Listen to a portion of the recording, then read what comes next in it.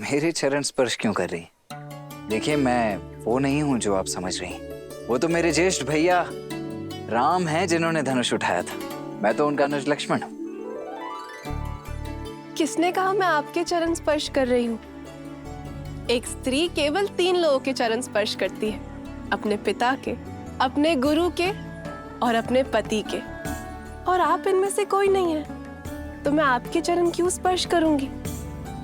वो तो मैं ये पुष्प उठा रही थी जो मेरी सीता दीदी को बहुत प्रिय है और मुझे भी। क्षमा कीजिए, वो देवी, ऐसे भूमि में पड़े हुए पुष्प किसी को भेंट नहीं करने चाहिए। परंतु आप निराश मत होइए, मैं एक क्षण।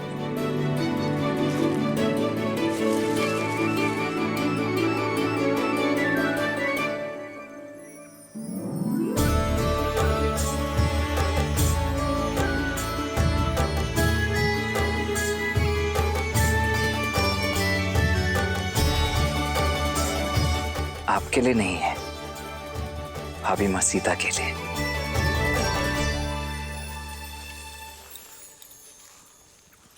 एक बात पूछ।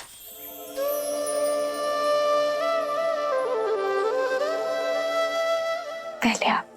नहीं, स्त्री होने के नाते प्रथम अधिकार आपका है। जो आज्ञा। तो बताइए, प्रत्यंचा चढ़ाने आप सबसे अंत में क्यों आगे बढ़े? क्योंकि गुरुवर का आदेश था। पर जब कोई प्रत्यंचा नहीं चढ़ा पा रहा था तो मैंने आपके नेत्रों में चिंता नहीं देखी। क्योंकि माँ गौरी का आशीर्वाद था कि मुझे मेरे मन के ही स्वामी मिलेंगे। वरमाला के समय आपके नेत्रों में एक भाव था, जैसे आप जानती थी कि वरन हमारा ही होगा। क्योंकि आपकी विनम्रता और करुणा का संदेश आपकी मिथिला आने से पूर्व महादेव का संकेत बनकर पहुंच चुका था। यदि गुरुवर हमें मिथिला ना लेकर आते तो लाना पड़ता, क्योंकि भले ही वो ब्रह्म ऋषि है, पर महादेव के चयन और गौरी माँ के आशीर्वाद के आदेश के परे नहीं। बिना मुझे जाने मुझ पे इतना विश्वास? भूमि से उपजूं आर्य, एक झलक से समझ जाती हूँ कि किसके हृदय की भूमि में विश्वास का पौधा उपजेगा। महाबली लंकेश ने जब प्रयास किया था उस समय भी भय नहीं लगा आपको? नहीं, क्योंकि 8 वर्ष की आयु में मैंने वो धनुष उठा लिया था। भली भांति जानती थी कि उस धनुष को कोई बाहुबल से नहीं उठा सकता। पर उस राक्षस की आंखों में मैंने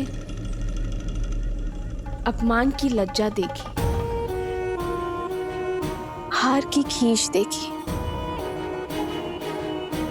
उसकी आंखों में मैंने अपने लिए एक कुलसित चाह देखी। क्या देवी उससे चिंतित है? अब नहीं, क्योंकि आप मेरे साथ हैं। विश्वास है कि जब तक आप मेरे साथ हैं, कोई मेरा नष्ट नहीं कर सकता। आपका ये विश्वास इस राम को और दृढ़ बना रहा है देवी। मैं धन्य हुआ कि मुझे जीवन संगिनी नहीं, जीवन दर्शिनी मिली है।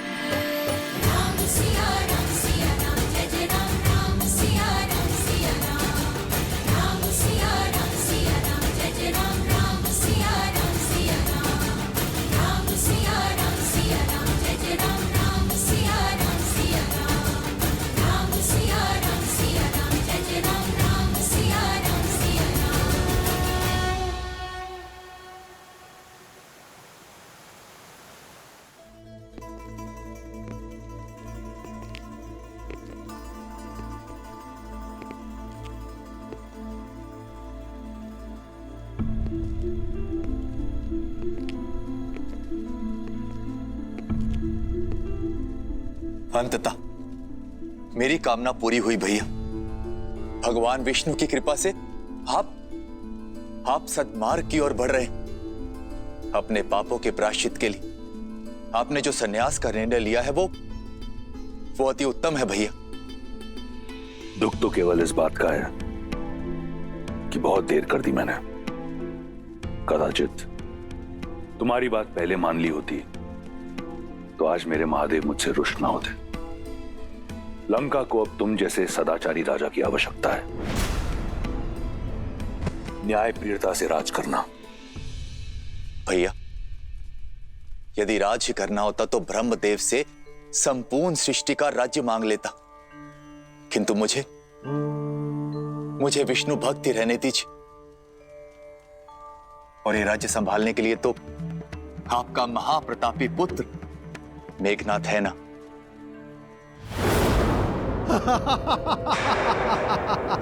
अद्भुत लग रहा है। लंका में विदूषकों की सभा हो रही है।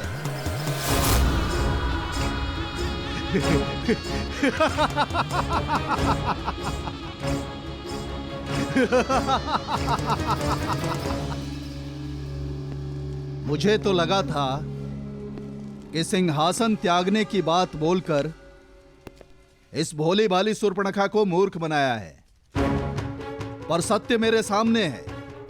कभी कल्पना भी नहीं की थी कि रावण को कभी सन्यासी वेश में देखूंगा। केवल वस्त्रों से नहीं, आत्मा से भी मैं संन्यास स्वीकार कर चुका हूं विद्युत जीवा। इसलिए विभीषण को राजा बनाकर राज्य के साथ साथ तुम्हारी बुद्धि ने भी संन्यास ले लिया है रावण। ये विष्णु भक्त केवल विष्णु के गुणों का गायन कर सकते हैं, राज्य संचालन नहीं। केवल मैं इस स्वर्ण सिंहासन योग्य हूं। सत्य है, बुद्धि कुंड हो गई मेरी। सबसे योग्य पात्र मेरे समक्ष है और मैं उसे पहचान नहीं पाया। चलो, दुर्घटना से देर भली। विद्युत जीवा, लंका का सिंहासन तुम्हारी प्रतीक्षा कर रहा है।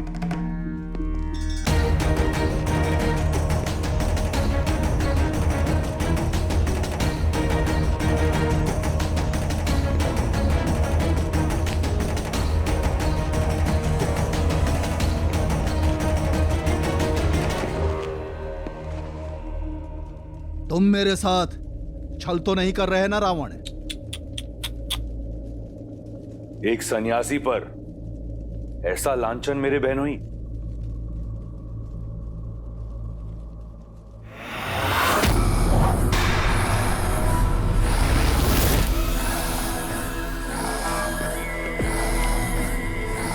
संन्यास की आड़ में मैंने तुम्हारा छल देख लिया है, पाखंडी रावण। अब तुम मेरा बल देखो।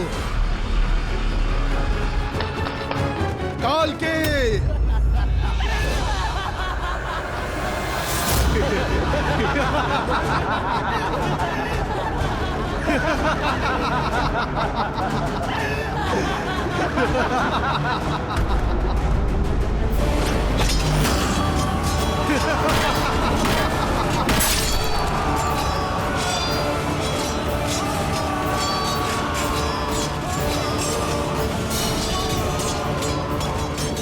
बंदी बना लो इसे।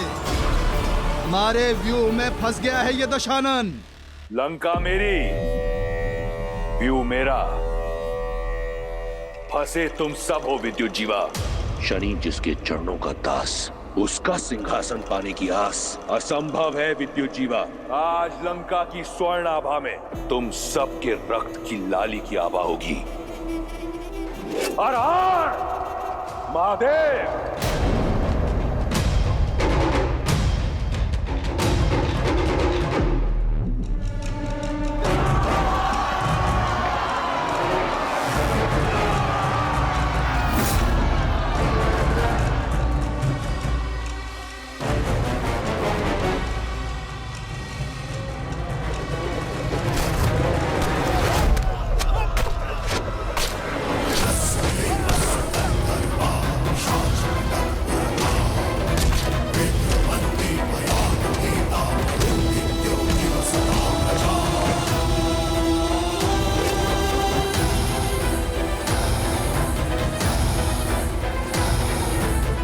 सुर्पणखा, सुर्पणखा मुझे बचा लो, मुझे बचा लो सुर्पणखा, बचा लो मुझे अपने भाई से।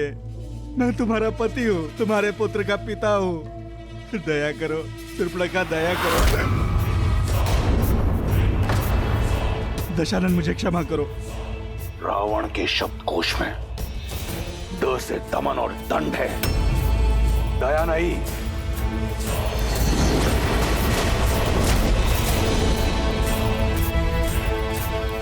क्षमा दशानन, क्षमा कीजिए दशानन, ये केवल एक उपहास था। मेरी शक्ति का उपहास करने वाले को चंद्रहास उत्तर देती है।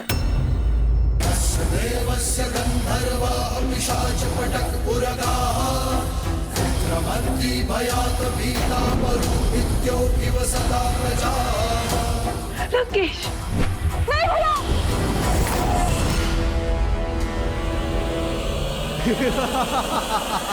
मुट्ठी भर दैत्य कालकेयों को मारकर स्वयं को सर्वशक्तिशाली समझ रहे हो मूर्ख दशानन। माया युद्ध के महारथी विद्युत जीवा से नहीं जीत सकते अब तुम। अपनी माया से जब चाहे पाताल लोक जाकर अनगिनत मायावी कालकेयों को ला सकता हूँ मैं। राक्षसों की रक्षा के लिए स्वयं रक्षम का नारा भूल जा, अपनी रक्षा की सोच।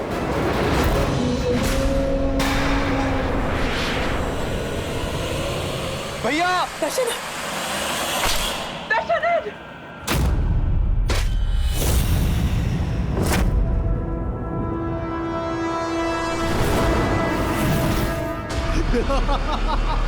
और सुर्पणखा, तुमने अपने पति से घात किया है, अपने पति को मरवाने की चेष्टा की, किंतु मैं अपना वचन अवश्य निभाऊंगा। तुम्हारे भाई को मारकर तुम्हें बनाऊंगा लंका की पटरानी।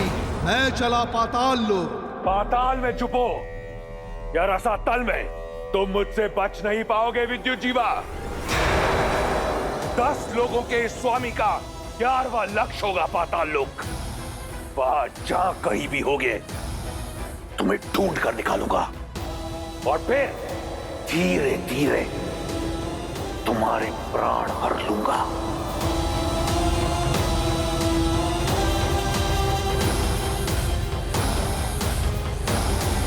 तूने सूचना दी है लक्ष्मण, पिताश्री किसी भी क्षण आते ही होंगे। हमें देखकर पिताश्री कितने भावुक हो जाएंगे ना भैया। देखिए, कदाचित पिताश्री आ गए।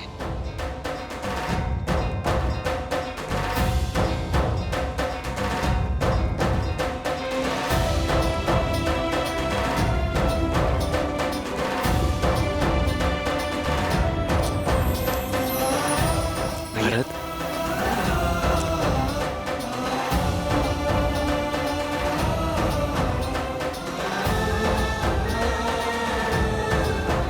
भरत,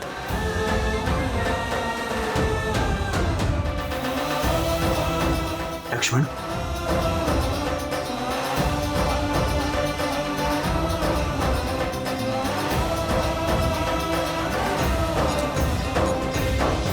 भरत, इतना शीघ्र? सूचना मिलते ही प्रतीक्षा ना कर सका भैया मैं। रात्रि विश्राम किए बिना ही आपसे भेंट करने चला आया। आप नहीं जानते भैया कि मेरा मन कितना गर्वित हुआ है ताड़का और मां अहिल्या की मोक्ष गाथाएं सुनकर। और अब अपने राम भैया के विवाह को देखकर हर्षित होऊंगा मैं।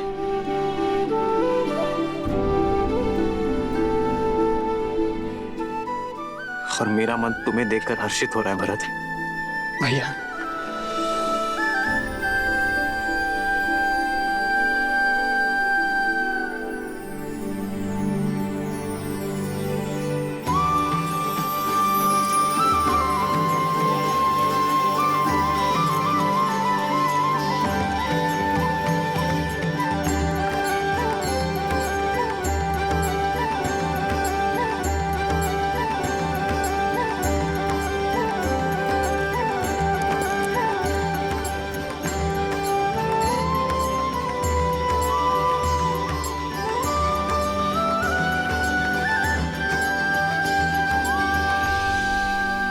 श्री राम और देवी सीता के विवाह की पावन बेला निकट आ गई है।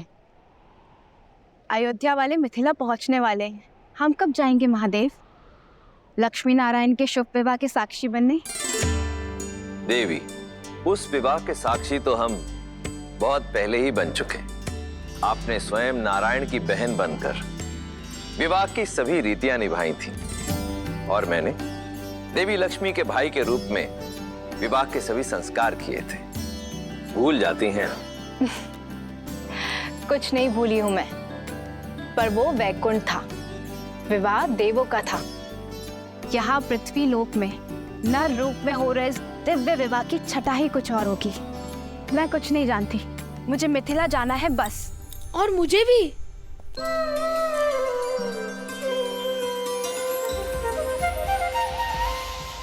बड़े दिन हो गए, भरपेट स्वादिष्ट भोजन नहीं खाया। कैसी बात करते हो गणेश? हर पूजा अनुष्ठान में सबसे पहला भोग तुम्हें ही तो लगाया जाता है। उसे भोजन कहते हैं आप? मेरी दाल भी गीली नहीं होती उससे। मनुष्य बड़े छली है माता, भोग का नाम लेकर तनिक सा मेरी सूंड पर लगाते हैं और प्रसाद कहकर स्वयं डकार जाते हैं। पर यहाँ विवाह में साक्षात मन चाहा मन भरकर खाने का अवसर मिलेगा ना? देवी, हमारे पुत्र का कथन सर्वथा उचित है। तो ठीक है, हम सब चलेंगे श्री राम और सीता के विवाह में, परंतु मनुष्य रूप में। हमें भी इस विवाह का साक्षी बनना है प्रभु।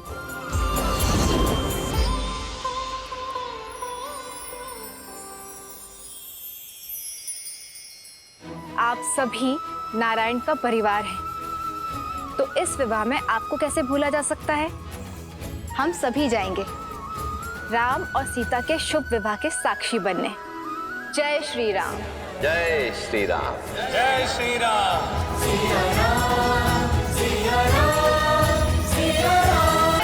दशरथ नंदन श्री राम की, शिव धनुष भंजन श्री राम की।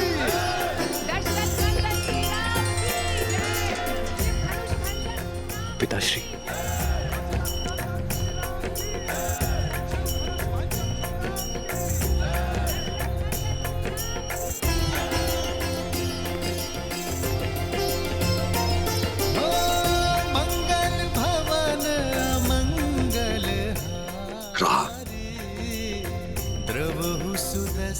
अयोध्या से जब विदा ली थी तो पुत्र तुम दशरथ नंदन थे, और आज तुमसे यहां भेंट हो रही है तो मैं राम का पिता हूं। इतने कम दिनों में मेरा पुत्र इतना बड़ा हो गया।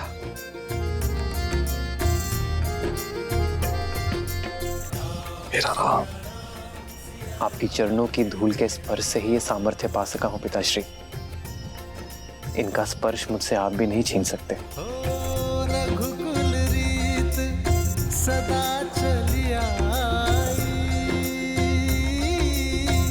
प्राण जाए पर वचन। पुत्र, तुम्हारा स्थान मेरे चरणों में नहीं, मेरे गले लग जाओ पुत्र। राम सिया राम सिया राम जय जय राम। राम सिया राम जय जय राम।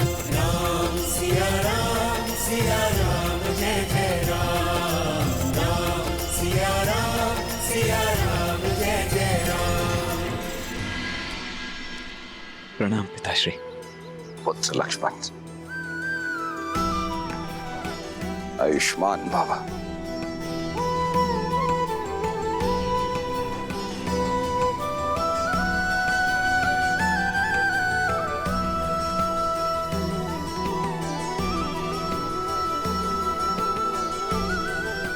प्रणाम।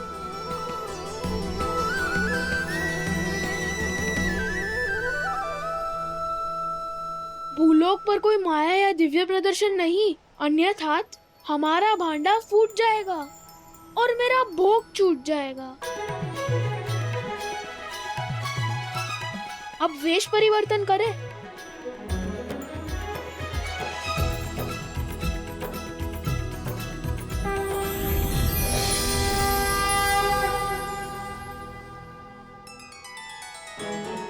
देवी सरस्वती और नंदी, संगीत का कार्यभार आप संभालेंगे। मैं वायुदेव, मैं विवाह का पंडाल बनाऊंगा। मैं अग्निदेव और मैं स्वादिष्ट भोजन का प्रबंध करूंगा। और मैं आपका सहायक बन जाता हूँ। भोजन जाएगा तो रसोई घर से बन के ही ना। उचित है, मैं इस समूह का मुखिया बनूं, त्रिलोकदर्शी साधु। और मैं आपकी सेविका।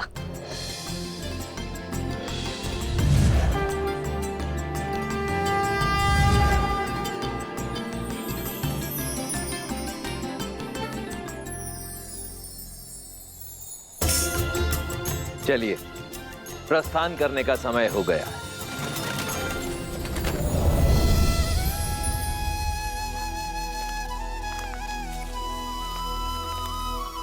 प्रभु, हम तो आपके ही पधारने की प्रतीक्षा में थे। हर कल्प और हर राम अवतार की भांति क्या इस बार भी मुझे आपका मार्गदर्शन करने का सौभाग्य प्राप्त होगा? काकभूषुंडी, आपको ये प्रश्न पूछने की कोई आवश्यकता ही नहीं, क्योंकि जो स्वयं मेरे प्रभु श्री राम की कई जीवन लीलाओं का साक्षी बना, उनसे अच्छा मेरा मार्गदर्शन भला और कौन कर सकता है? प्रभु, मार्ग तो मां सीता और प्रभु राम दिखा रहा है इस संसार को। प्रेम का मार्ग, त्याग का मार्ग और समर्पण का मार्ग।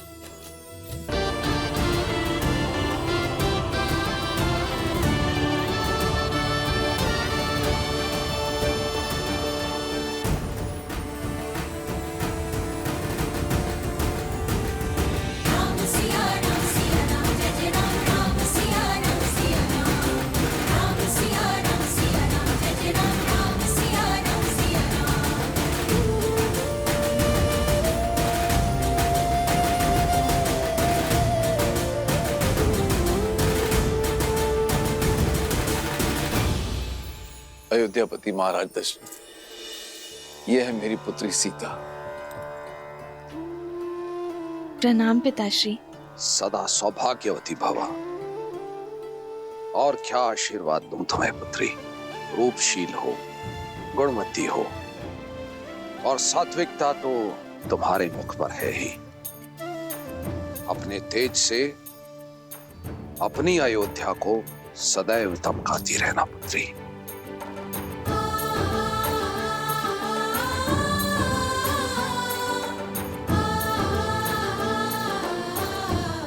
राम, तुमने गुरुओं से सीखी सारी योग्यता लगा दी है इस चैन में। विराजे।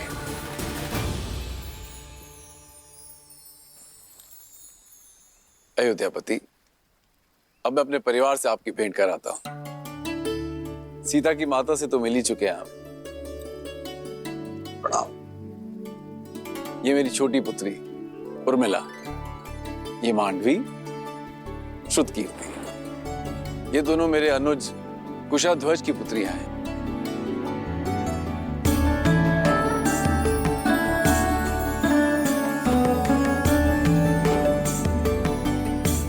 महाराज, यदि आपको कोई आपत्ति ना हो तो क्या मैं आपसे एक प्रश्न पूछ सकता हूं? आचार्य, आप श्री राम के गुरु हैं, आपको अनुमति की आवश्यकता नहीं है। पूछिए, क्या पूछना चाहते हैं आप? महाराज, आपके कुल की पुत्रियां अनुपम तेज युक्त है, किंतु आपको कभी पुत्र प्राप्ति की इच्छा नहीं है?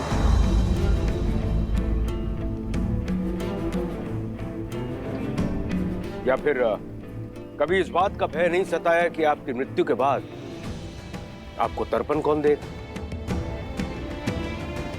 या फिर आपके लिए स्वर्ग का मार्ग कौन बनाए?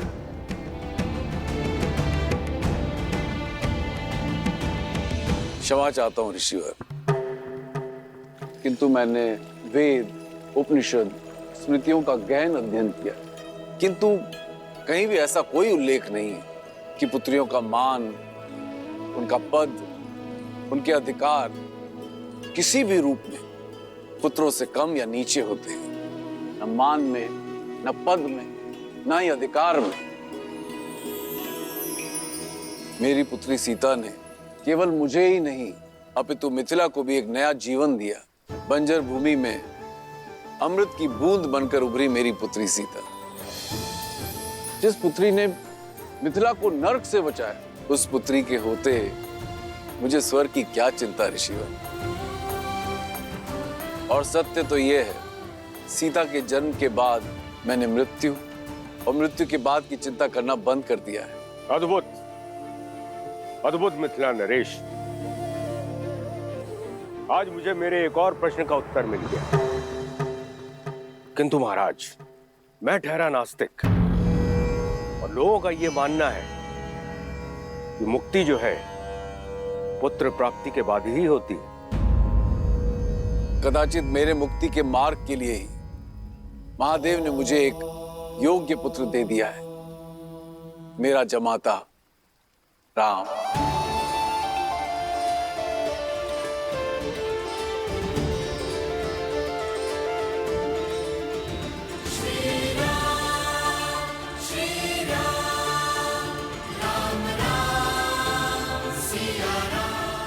उचित कहा राजर्षि जनक, विवाह संबंध वर वधु के बीच ही नहीं, दो परिवार के बीच जुड़ता है।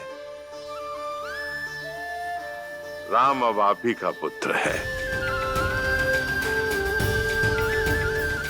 हम सबके बीच भी यही चर्चा चल रही थी मिथिलेश, कि क्यों ना आपको कुछ और पुत्र सौंप दिए जाएं। मैं आपका तात्पर्य नहीं समझा ऋषिवर। आपकी 4 पुत्रियां हैं जनक, और अयोध्या के 4 राजकुमार। इससे सुंदर संजोग और संबंध नहीं हो सकता। लक्ष्मण और उर्मिला, भरत और मांडवी, शत्रुघ्न और श्रुत कीर्ति का मेल आयु और गुण के अनुसार उत्तम होगा।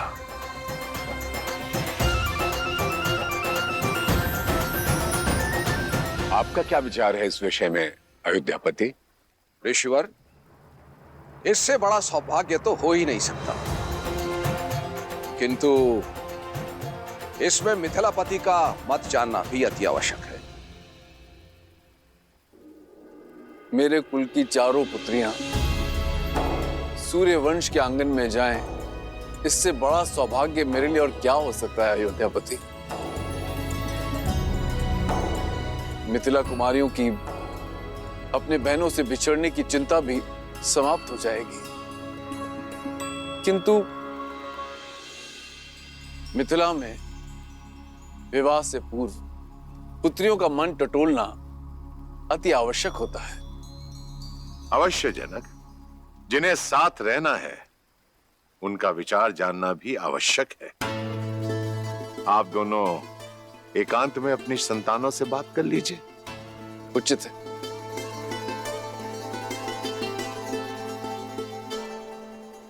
बोलो अनुज, प्रसन्न हो?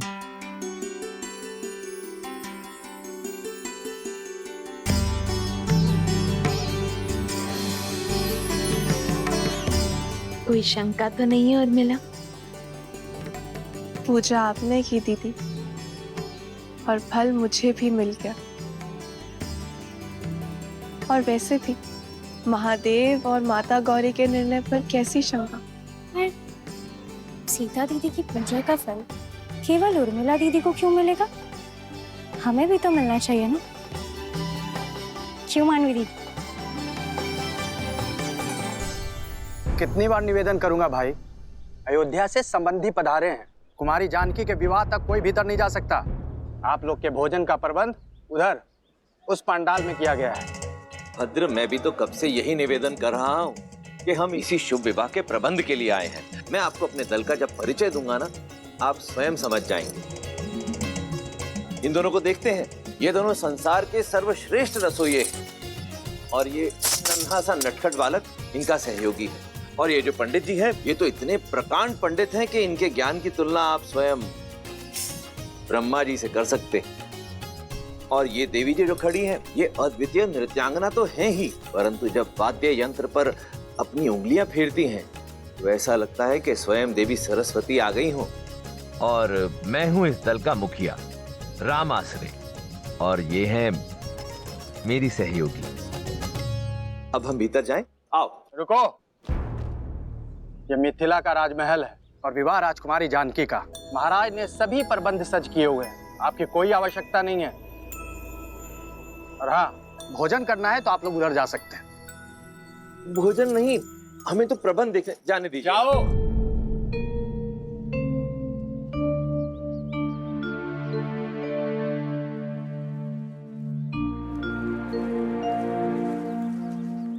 अब क्या करेंगे?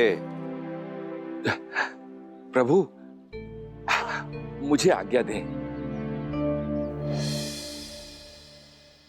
उचित, आप जाइए। जी। मुझे भी आज्ञा दीजिए प्रभु। अब आपको किस बात की आज्ञा चाहिए? और कितनी देर प्रतीक्षा करे प्रभु? मैं अदृश्य बनकर वहां चला जाऊं? अदृश्य होना तो हमको भी आता है वायुदेव, पर दिव्य शक्ति प्रयोग नहीं करनी ना। गणेश, अदृश्य होकर बहना मेरा अधिकार है। और सबसे पहले भोग ग्रहण करना मेरा अधिकार है। मैं चलूं पिताजी? कोई कहीं नहीं जाएगा, सब यहीं प्रतीक्षा करेंगे। मैं कुछ सोचता हूं। जो भी सोचना है शीघ्रता से सोचिए, भूख से मेरा पेट दर्द कर रहा है। मेरा भी भूख के मारे जान जा रही है।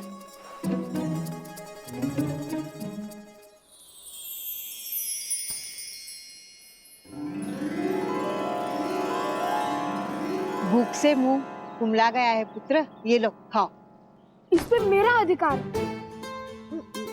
अरे तुम तो और भी ज्यादा भूखे लग रहे हो। लो ये पूरी टोकरी तुम ही रख लो। ये टोकरी का मैं क्या करूंगा माता? मुझे तो केवल ये रसीले फल चाहिए।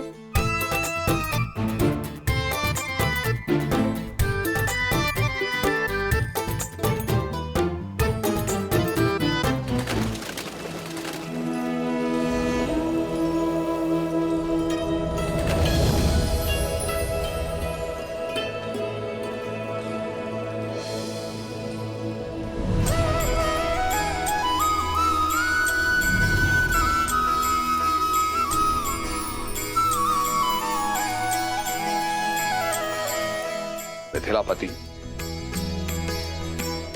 मेरे चारों पुत्र विवाह के लिए सज्ज हैं राजऋषि। मेरी पुत्रियां भी महाराज।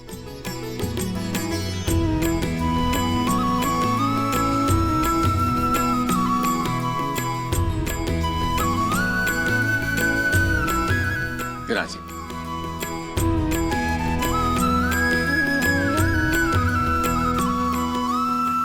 तो राजगुरु सतानंद, आज्ञा गुरु जी। तो विवाह की तिथि निकलवाई जाए। मैं शीघ्र अति शीघ्र संसार के इस पावन मंगल विवाह की तिथि निकालता हूं। रुको सदानंद, आप यहां पधारे हुए हैं।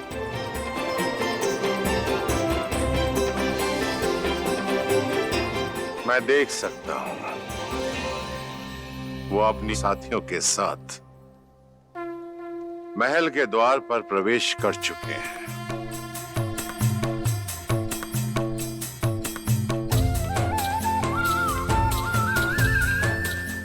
अद्भुत दृश्य है, अद्भुत। राम के विवाह की तिथि राम आश्रय निश्चित करेंगे। राम, जाओ जाकर उन्हें ससम्मान अंदर ले आओ। जी आचार्य। पुत्री सीता, उनके साथ उनकी एक सेविका और कुछ साथी भी हैं। उनका तुम स्वागत करो, मंगलमय होगा। जो आगे।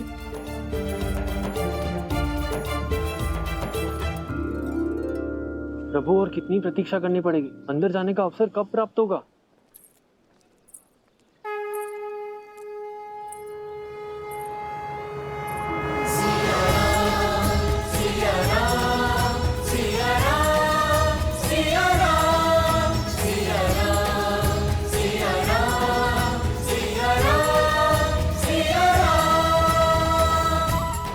हम सबकी प्रतीक्षा समाप्त, क्योंकि हम सबका स्वागत करने के लिए स्वयं नारायण और देवी लक्ष्मी पधार रहे।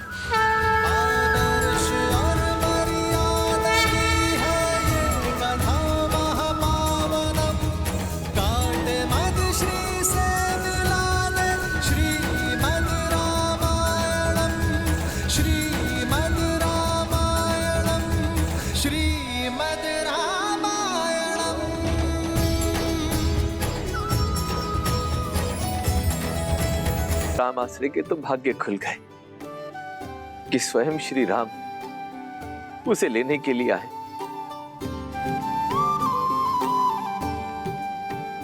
देवी गौरिका समेत आप सभी को सीता का प्रणाम।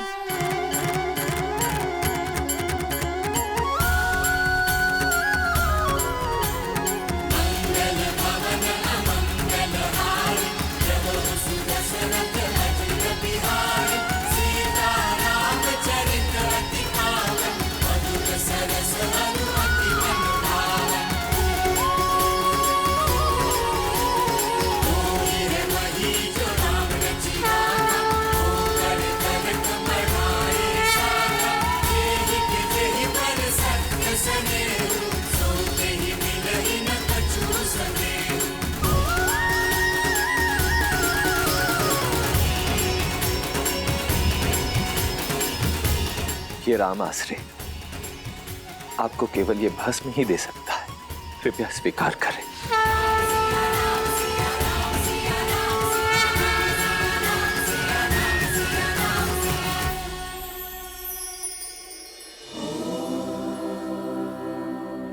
जगत पूजे जगत वंदे सर्वशक्ति स्वरूपिणी। आइए।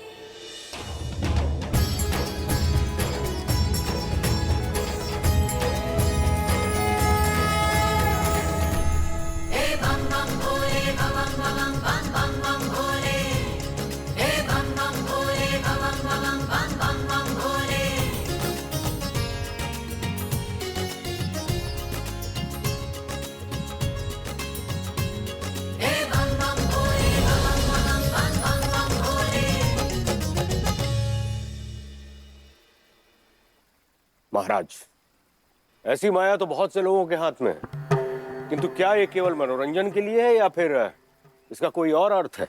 यदि मन में भावना सच्ची हो तो पाषाण में भी भगवान, और यदि भावना सच्ची ना हो तो भगवान भी पाषाण है, भद्र जाबाली। परंतु आप तो नास्तिक हैं, इसलिए इस तथ्य से अनभिज्ञ हैं।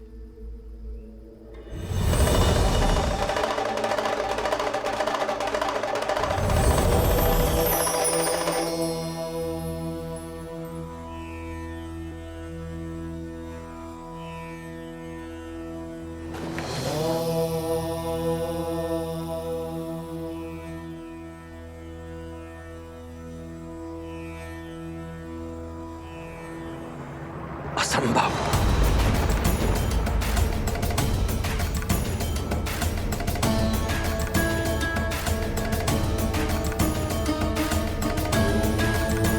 कोई समस्या है महाशय?